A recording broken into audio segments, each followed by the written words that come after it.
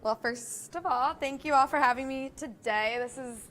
I've given presentations and taught classes before, but not specifically on this topic. And I'm an entrepreneur that's kind of just now coming up for air. So to be able to talk about this when it's still fresh in mind, I hope will be helpful to you, but it's also really helpful for me to process sort of what I just went through in the past year. And I really don't want to just present to you. I kind of just want to talk a little bit more about what I've been up to and what I've been doing, and then work together for a large portion of the next hour to define a little bit more about what you're doing and some of your next steps to get you ready for your pitch days in a few months.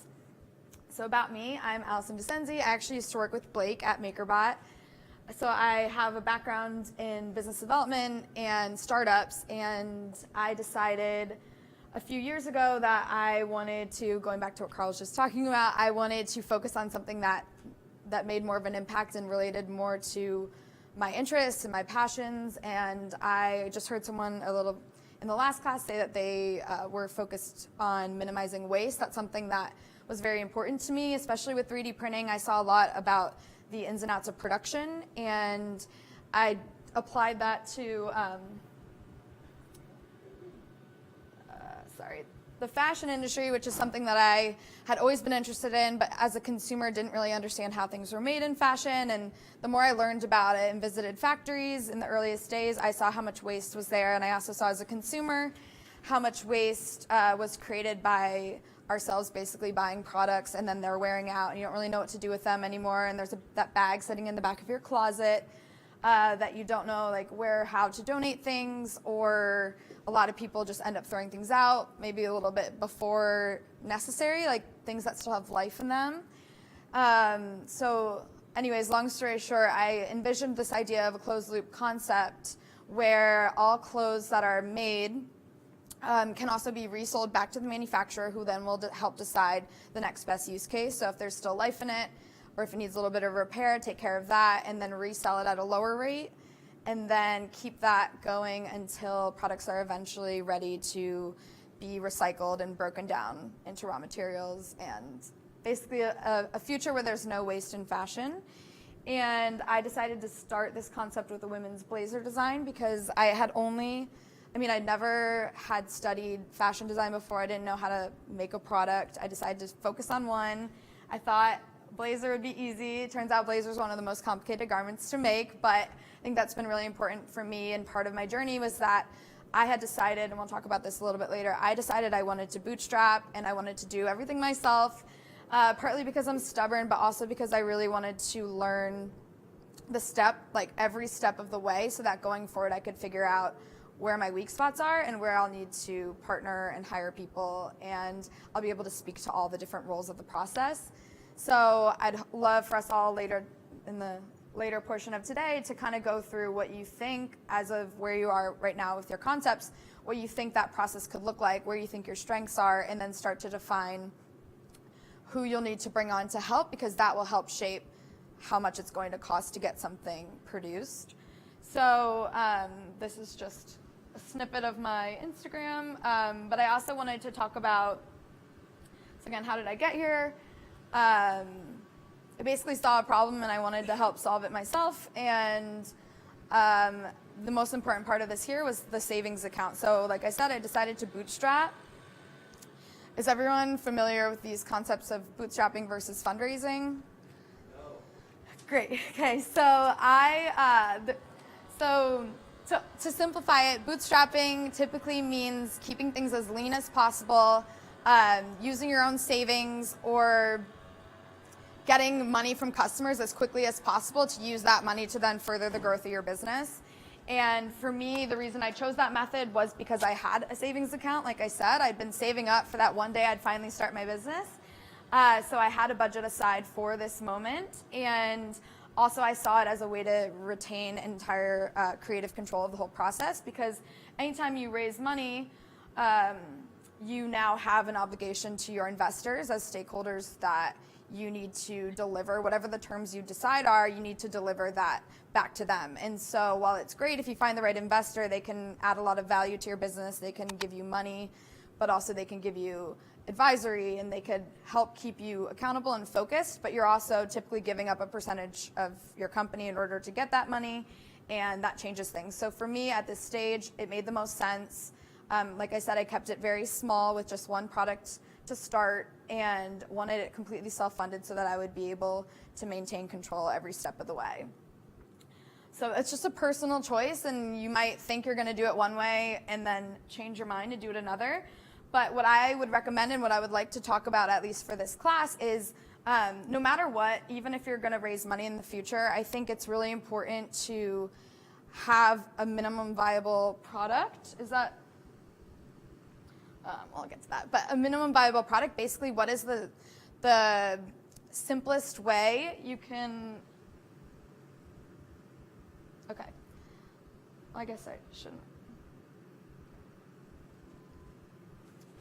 So I think, starting fresh, you were just talking a lot with Blake about what you're making and why, like the why behind your product and how to explain that to people. It's always going to be important throughout, and it takes so much practice. But then when you talk about how to get it funded or how it's actually going to come to market, I think it's important to think about how you're doing it and build out a plan, which will change, but have some sort of planning and structure in place. But then also for whom, because for whom, those are the people that are going to be paying, those are your customers, how much are they going to pay? All these questions are very important to start writing down. And so again, you have an idea, you're confident, you have to be confident that you can do it. You start to make a plan of how you get there and who's going to be paying. Is it the customer? Is it an investor? Is it yourself?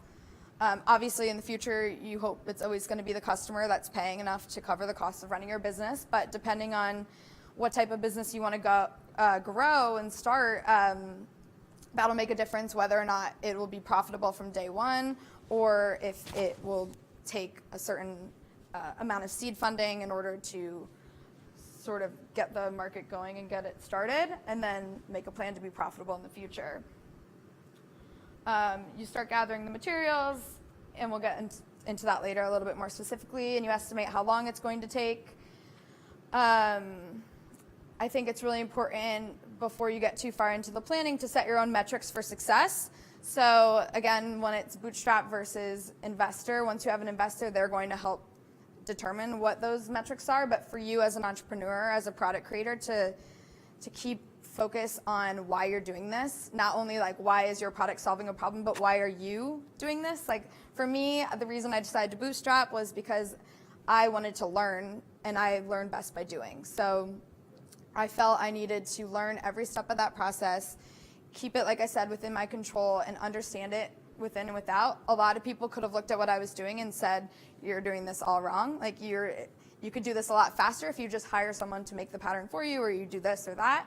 I guess the point being, there are lots of different ways to get to where you want to go, but keeping focus on what you're trying to get out of this is the only way to keep yourself motivated and excited to continue and see the progress for yourself. So I think it's important to, when we talk a little bit later about your plan, to figure out how you want to set your own metrics for success. Then, okay, so here's where I think we'll get excited. Where will you begin? So again, what is the minimum viable product you can create to validate that your idea is a good idea, that it's going to work, that people want to pay for whatever you're creating? So is this minimum viable product, is this something that you guys have discussed in class before or heard? Has anyone created a minimum viable product already for their business that they, okay, great, then we can define it together. So like I said, an MVP is a product with just enough features to satisfy your earliest customers. One of the biggest mistakes that businesses make, and I've gone down this road, is trying to, like when you have this early stage vision, you have all these ideas and features of how you're going to be the best in the market, and it's obviously going to be expensive to eventually grow to where you want your business to grow. And I think a lot of companies stay in this sort of early stage for perhaps too long, and they don't start getting money or getting feedback from customers early enough, and then they're just sort of perpetuating spending more money to try and perfect something that customers may or may not even want to buy.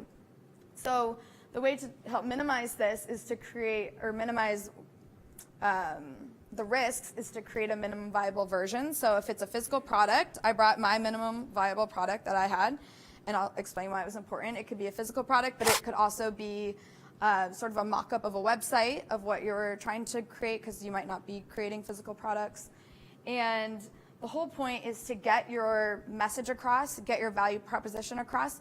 And then I think what's really important here is to get people to do something. And once you can show that your target audience, like I said, for whom you're building, once you can show that they are doing what you want them to do with your product and not just saying they'll do it, because that's a big difference. A lot of people will say they'll buy something. So for example, I would show this blazer and people would say, oh my gosh, this is so beautiful, I would love one.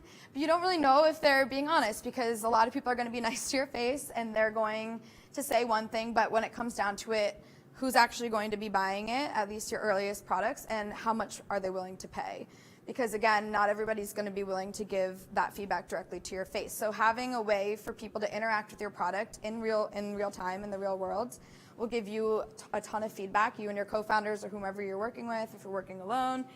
It'll give you, the more information you can get and build and change your product accordingly will help strengthen not only your product, but also strengthen your pitch if you are trying to raise money, to prove it's not just about here's what I'm going to do, here's what I'm going to do. It's here's what I've done, here's what I have to show, here's how customers are reacting.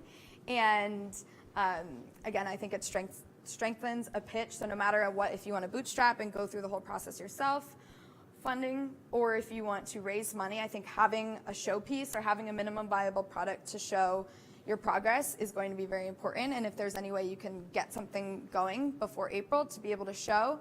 I've been to a lot of pitch competitions before, both as a pitcher and as a judge.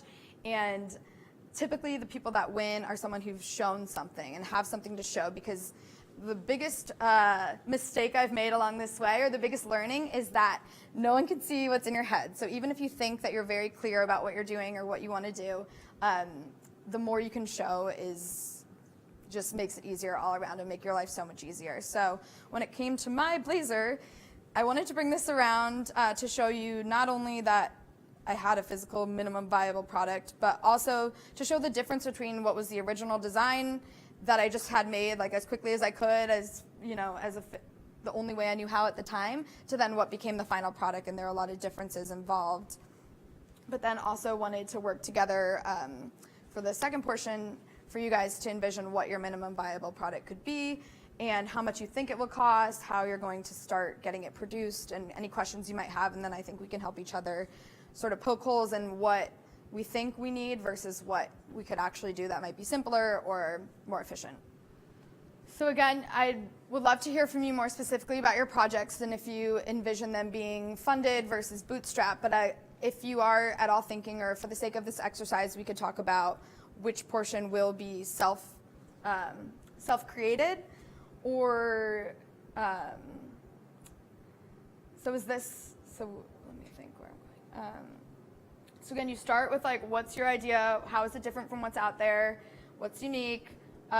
Who's going to like and want it? And again, using an MVP process to try and prove that people aren't just saying that they want it, but they actually are already buying it or getting pre-orders or things like that.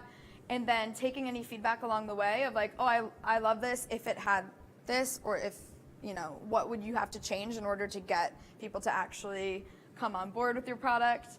And then you get into instances of how to scale. And I think going through these processes, like as much as possible, keeping it lean, keeping it low cost and low time investment is going to be very important, so that when you come up with a scaling plan, and if you go to raise money, or if you want to bring other people on board, you have, again, all of these processes. And sometimes these iterations happen again and again before you get to a scaling plan.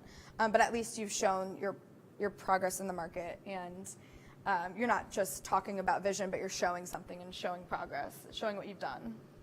So the next portion, and what I hope we can work on together, is, I lost a slide, but basically what the slide before this said, like, all this is great.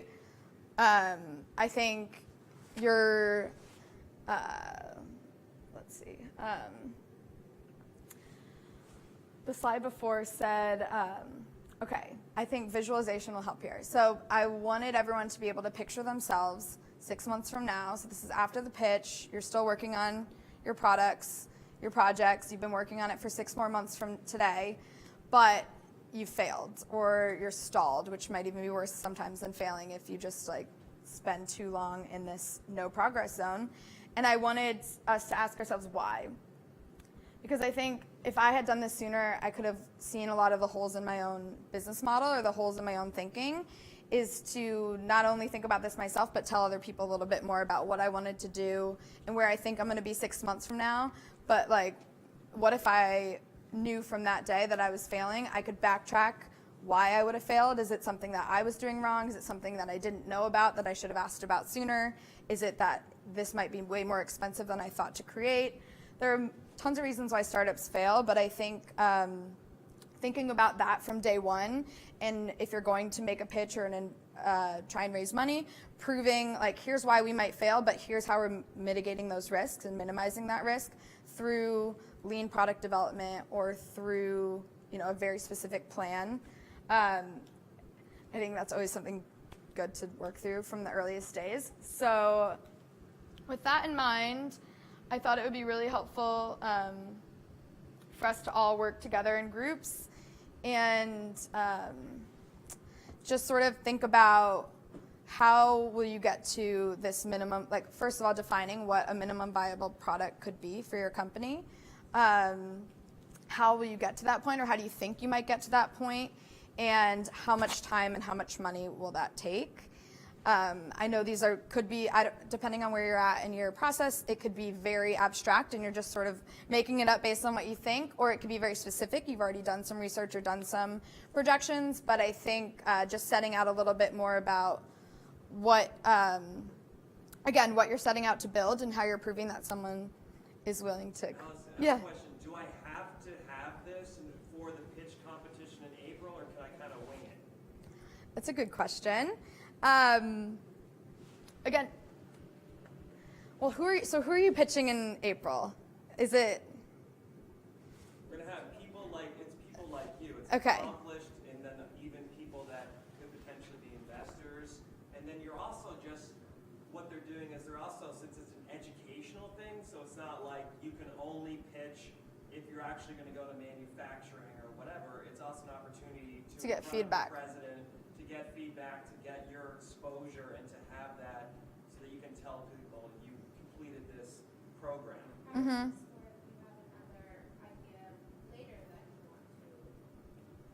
Right. So it's for all those things. But what I'm saying is, what do you think is one of the most important things going into this pitch competition that you definitely need defined so that you can leave some kind of positive imprint? I know it's a big question, but Right.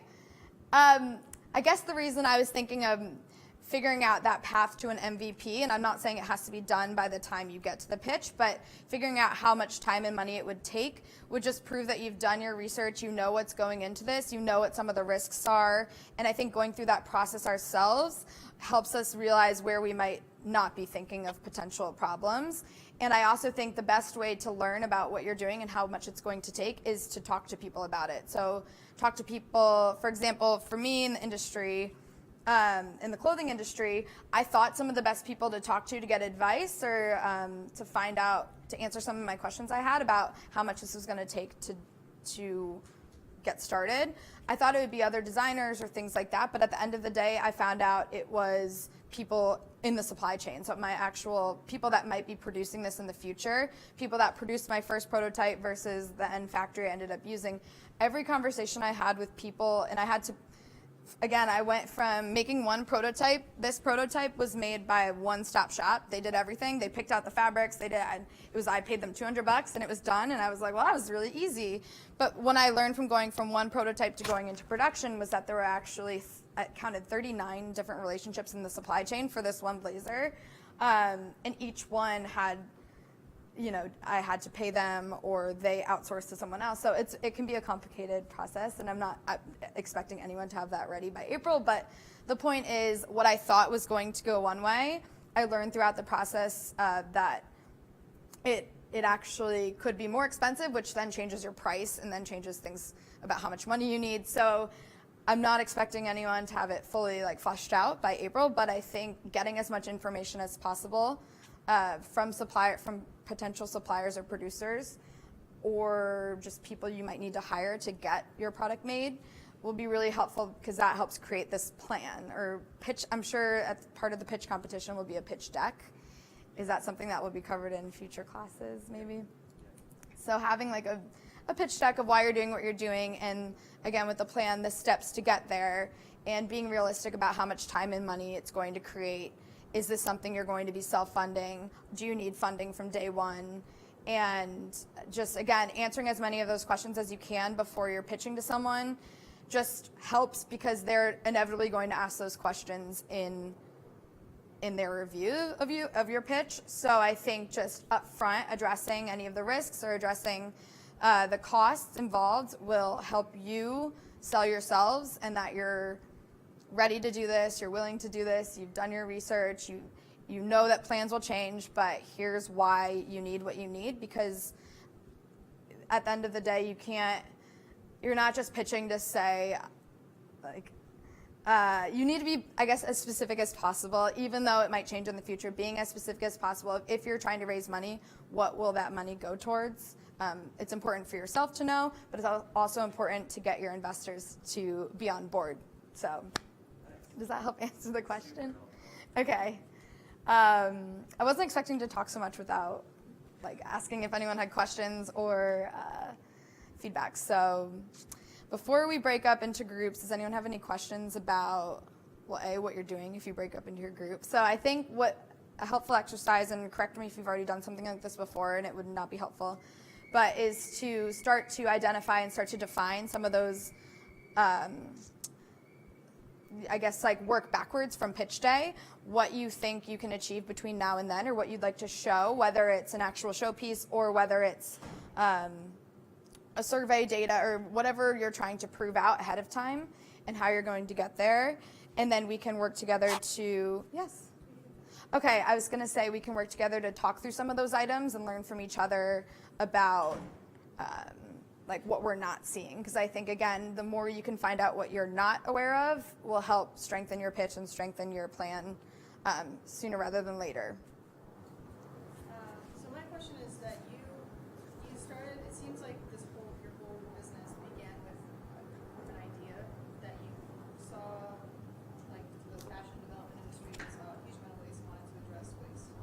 How did you decide that designing, producing a garment and having this recent, how did you decide that was the product and the business model that was going to be the best? Did you go through an iteration of other ideas, or was this sort of like an idea that you pitched and were like, I want to see if this is going to work? Did you run all the numbers? Questions like that. That's a great question, and I think it goes back to what I wanted to achieve as a human. And so first was defining the problem. For me, was fashion waste, and an opportunity to address that through new consumer products. And I definitely mapped out, I wrote lists of all the possible ways I could go about doing this, just like 100 different ways to address this. And the reason I chose what I chose, I actually did, are you familiar with the concept of design thinking? So that sort of goes back to this minimum viable version too. I did that on myself, and I said, what problem am I setting out to solve, and what am I interested in? What do I want to learn about? And where does this all fit together? And that's how I ended up on product development of an actual physical product. For me, I felt the most comfortable learning that way. Like, there was a tangible thing that I could focus on that I knew, like, from start to finish, like, I could figure out what the next steps would be. I was afraid as a first-time entrepreneur of scope creep and of coming up with a concept, because I have a bigger plan than just doing one line of blazers, but I wanted to keep this first iteration, this first couple years of development, as small as possible while I learn and flesh things out, because I thought if I went too big, have a hard time focusing, because I have a hard time focusing and I know that about myself. So keeping something that was tangible, that I knew I could charge people for in the end, was really important to me. I wanted to make a consumer product because I came from consumer products where we made 3D printers, so I knew that industry. So I think taking a mix of what I was interested in and what I wanted to learn about that still started to address the problem of the industries, but then enabled me to focus my efforts and learn as much as I could about the industry with a focused problem in mind from day one. I'm not saying it's the only way to do it, but I think it's helped me, because what I found pretty quickly was the more I got into the industry, the more I learned what was already out there, and like all the competition that we're kind of doing the same thing, but we're trying to solve the same problem. So I think me having my one idea was also helpful for other people to say, oh, this is what she's working on. So kind of becoming an expert in one version of the solution, so that you can partner or work with other people in the future that are addressing it in different ways. Did you figure out that this first sort of scaled down version was going to be profitable in a certain number of years? Or So, are you kind of like a little bit guessing right now?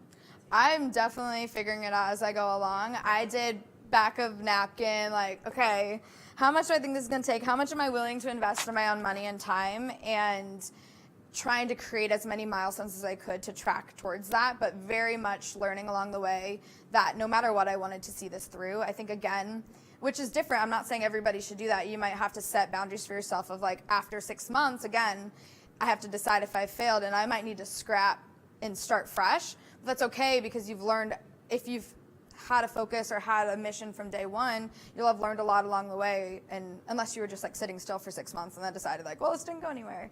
But I think having those conversations, you're just collecting more information, and the plan can and will change.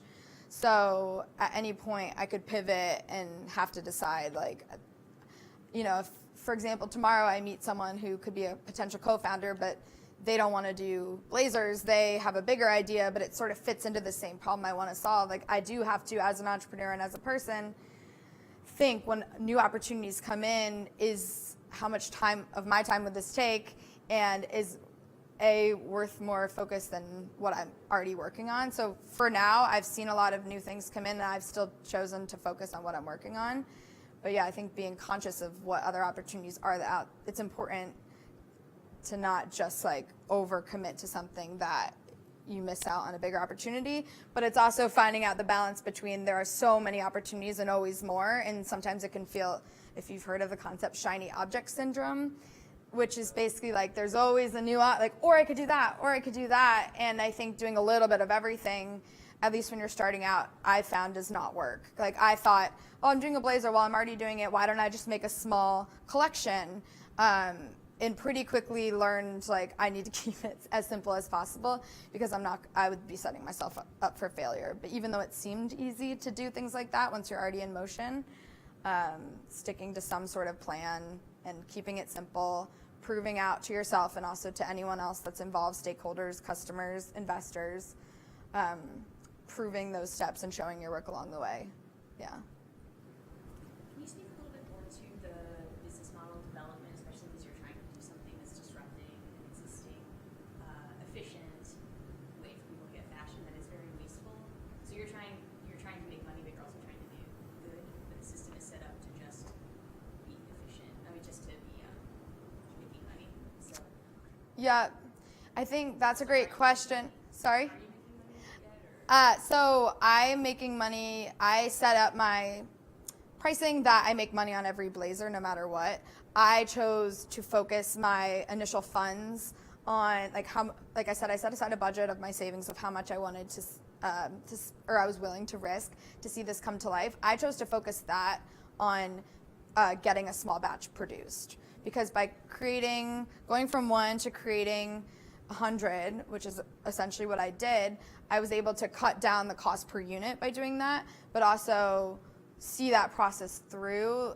I could have taken that money and just gone with my one prototype, and I've seen people do this successfully, take pre-orders just through word of mouth or through Kickstarter or something like that, take pre-orders and then go to production. My biggest fear in doing that, I'm not saying that's wrong, that's worked for a lot of people. The reason I chose to not and to focus on product development was I felt as producing was my weakest point, and I needed to prove to myself and to others that I actually could produce a high quality product at the price point I was expecting that makes money as soon as I sell through, or I have to sell through, say, half to then make all my money back.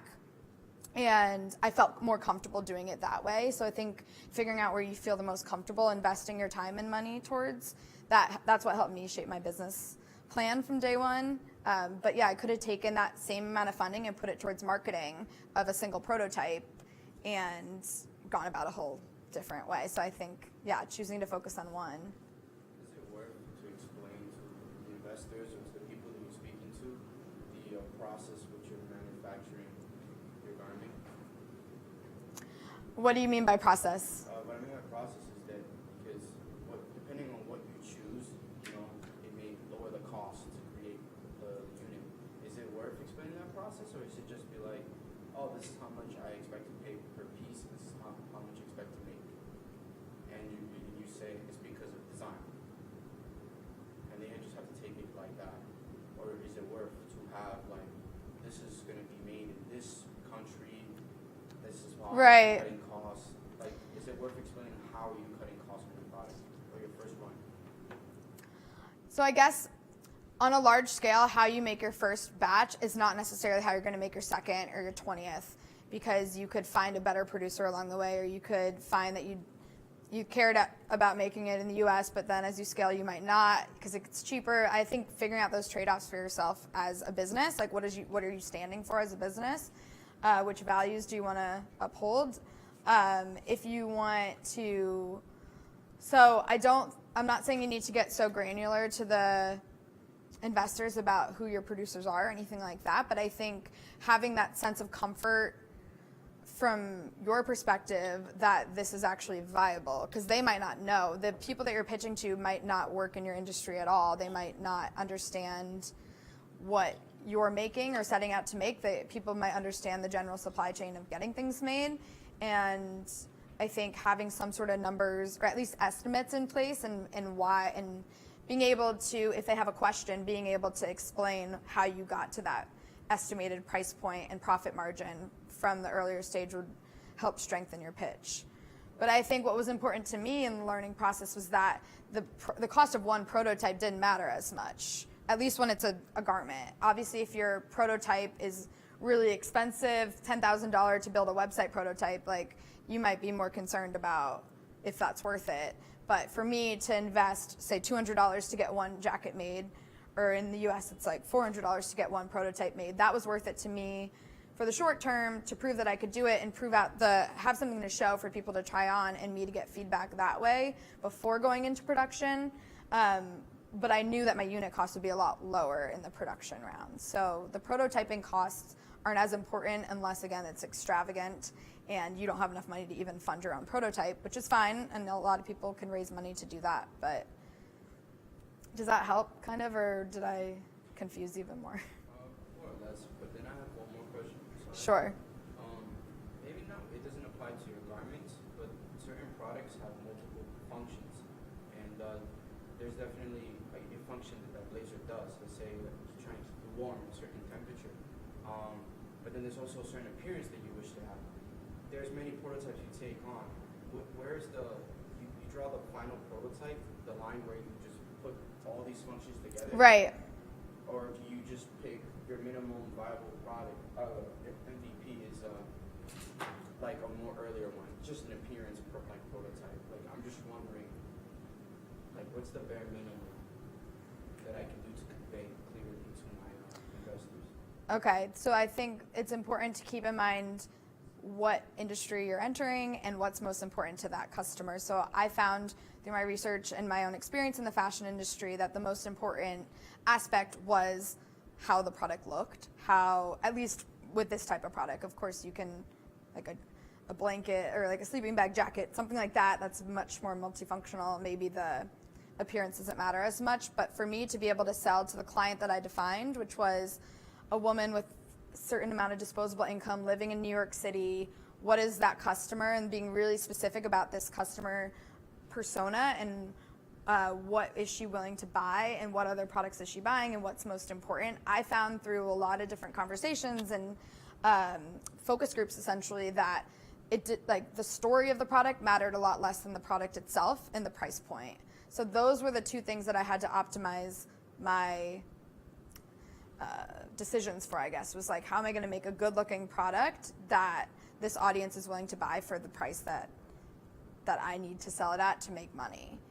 So for me, that's how those things became more important than add-on features, which were like a nice to have, but not as necessary, which would add costs. So for example, like having this, I had to make a decision, like, again, this is like napkin sketch, but adding a pocket inside to me was important because it gave me like another thing that set my product apart from other people. It added a few dollars per jacket to be able to produce, but I felt it was important enough to include so that I could have that as a selling point feature. But then there's always the fear of scope creep, and there's a million features you can build, right? And I think that's why, again, it's more important what people do with your prototype than what they say they want, because people are always going to want something more or want it to be cheaper, but if they're not doing what they say they're going to be doing, then I think you can just go down a rabbit hole forever trying to perfect something that is not possible or not necessary, and that is where it goes back to the minimum viable product and figuring out that balance. And you can really only learn by doing it and then getting feedback, and then it's like a constant reprioritization of that plan based on feedback. Mm-hmm. I want to know, in the beginning, are you the only one to work on this, or you have other partners or people? So I decided to do this on my own as a solo entrepreneur because it started out as a side project while I had a full-time job. And like I said, I always wanted to start my own company, so I had an amount of savings that I wanted to put towards it. Obviously, I've had a lot of help along the way because I had to work with, and for me, making this particular supply chain, my biggest help came from producers and suppliers. So I didn't need necessarily to hire anyone for that. I just outsourced a lot of the work to people like that based on my direction. Yeah. The reason I ask this question is because right now I also work on the project by myself most of the time. I find it's a challenge to how to keep myself accountable. Right. And do I need to make a specific schedule about what time I should get what kind of things done, or should I more like find my own flow and just flow with it? What is your thoughts? It's a great question. I think I was really way too hard on myself in my first year of setting deadlines and timelines that I honestly just didn't know. In my head, I thought, okay, it should take me about 3 months to do this, or I got feedback from people saying it took them 3 months, or so I tried to make timelines, and I think I had a quote in the presentation that says, plans are useless, but planning is indispensable, and I found that to be the case of just continually writing out the next steps and then figuring out what the unknowns are to get to those next steps, and then how are you going to figure those unknowns out. It's been really important to me to like have some sort of plan and then revisit it. And then going into my I'm officially, as of January, in my second year of business, I think what's been most important to me this year, like I gave myself a year. So again, this is a very specific case where I gave myself a certain amount of time and money that I was willing to just put into this. And I wasn't too hard on myself in terms of like abandon the entire project. I knew no matter what, I had so many failed projects in my life. I wanted to finally see one through. So that was what was really important to me. So keep that in mind. Like this is why I made a lot of my decisions, whereas some other companies just want to build something and they're willing to scrap their first idea because they can see a bigger opportunity. Like for me, I needed to see the Blazer project through no matter what. So to keep that in mind. But yeah, year 2, I decided I needed to be a lot more scheduled in what I was doing because although it's important to allow for like serendipity and things to come that you couldn't have scheduled, I think to make myself feel like I was tracking towards a goal, just to have some sort of like schedule for myself and balancing my time and trying to be smart about how I'm using my time has been way more important for me in year 2 than I set aside time for in year 1. But I think the biggest learning here was like I was setting unrealistic deadlines and goals for myself, which was it made me feel worse when I didn't hit them, but really they were arbitrary because I was making them up without having all the right information because I didn't know yet since it was the first time I was doing it.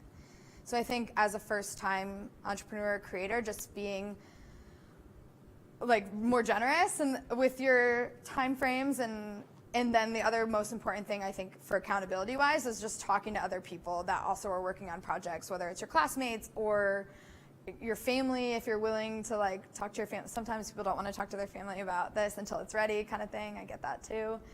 Because I think being careful about who you're talking to, because you're probably going to get a lot of input and advice, and not everybody is in your exact shoes and would make the decisions you're making. So that's been a big learning experience for me as well, is taking advice and like absorbing it, but not being intimidated by it, and not just changing my path based on a couple people's advice because they might not have the same interests or goals or experience in mind. And so I think having like a small support system of who you're keeping track with and you're keeping each other accountable has been really helpful for me.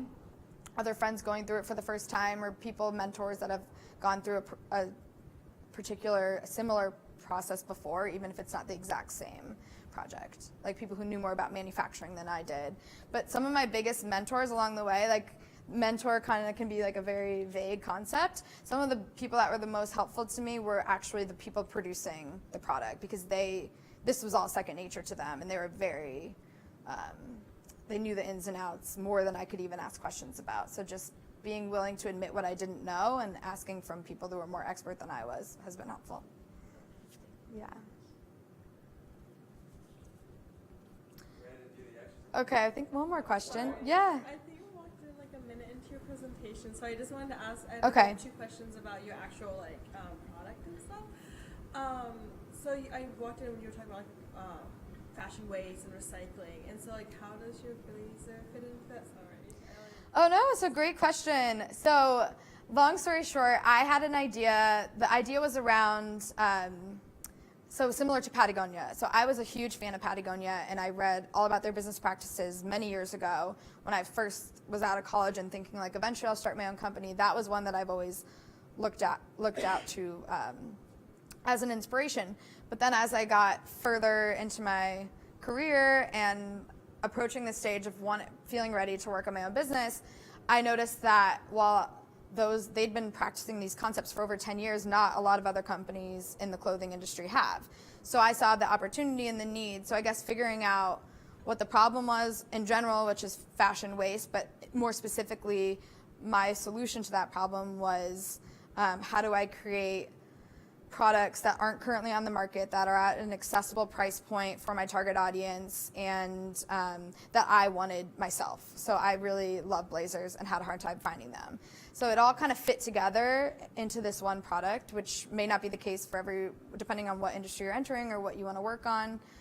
For me, it was very much a personal decision on what is one thing that I know I want to buy and at a price point I would buy it at, and how will I backtrack to create that one product. So the goal for me was to learn the supply chain in and out and develop my own, but then also to use that as a proof of concept for a larger business plan, which involves not just my products, but how do we help other brands.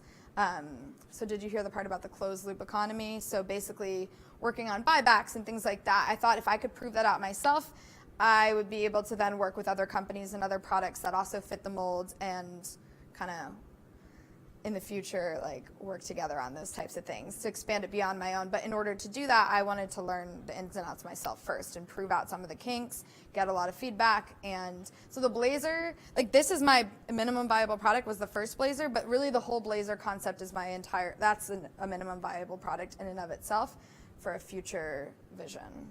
So your long-term goal is like partner with other people to like, for I guess, is it to use like recycled materials for?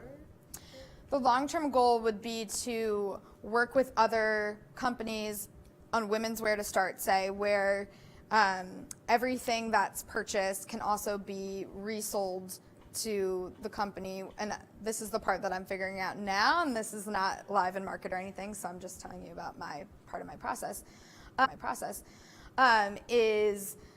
Is it a need for a separate retail business, an online e-commerce site where all these groups commence? Is it a B2B service where I just help with the logistics, or whatever company I could build in the future helps with logistics and brands? But essentially the main premise is owning the resale market for a product.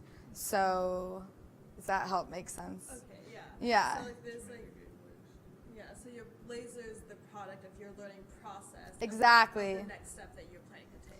Exactly. It was a way for me to learn, but also try and make something that has the potential to make money from the earliest stages. Yeah. Okay.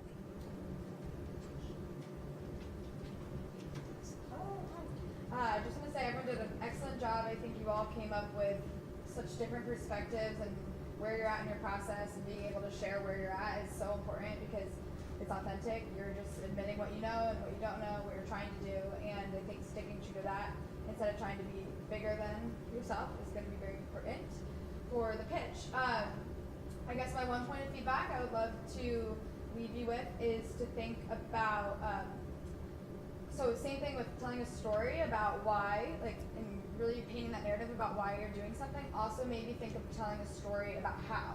So getting more specific around how you're going to prove that. And you can also use stories so you don't get caught up in remembering all the stats and facts and figures. Those might come up in the questions, so it's always good to know your numbers. But again, painting that picture on how you're going to start and take your big concept and make it something that's starting as something that's viable. Painting that picture as a story, and also how you're going to do it. Oh, and why you? Because like every problem out there to solve, you have to convince other people why you're the person to solve that problem. And again, bringing that back to yourself. So great job. This was really cool. Thank you for having me. And yeah, feel free to reach out with any other questions, or I'd love to be able to hear how your projects go. How can they reach out to you? Oh, you can feel free to email me. It's my company name is my last name, so it's Vicenzi, Vicenzi, and my email is Allison, Allison. I can share it with you guys. Yeah, thank you. At Vicenzi.co.